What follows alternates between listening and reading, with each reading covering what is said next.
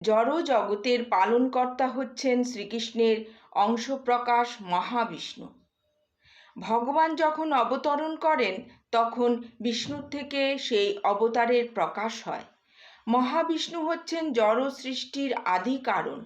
তার থেকে গর্ভোদকশায়ী বিষ্ণুর প্রকাশ হয় এবং তারপর ক্ষীরোদকশায়ী বিষ্ণুর প্রকাশ হয়। সাধারণত এই জড় জগতে ভগবানের অবতারেরা ক্ষীরোদকশায়ী বিষ্ণু থেকে প্রকাশিত হন।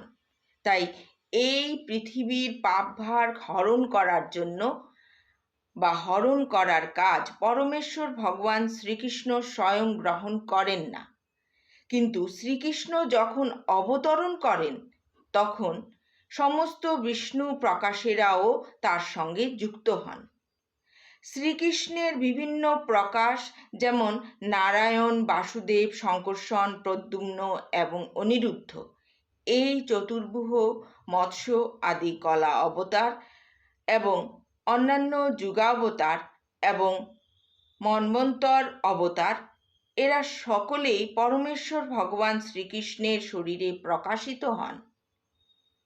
শ্রীকৃষ্ণ হচ্ছেন পূর্ণ পুরুষোত্তম এবং সমস্ত অংশ প্রকাশ, এবং অবতারেরা সর্বদাই তার মধ্যে বর্তমান থাকেন।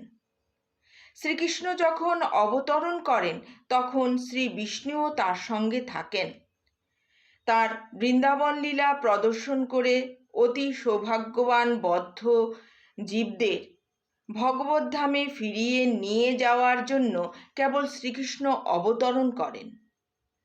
তার বৃন্দাবন লীলা বিলাসের সঙ্গে সঙ্গে অসুর সংহারের যে লীলা, তা সম্পাদিত হয় শ্রীকৃষ্ণের বিষ্ণু অংশের প্রভাবে।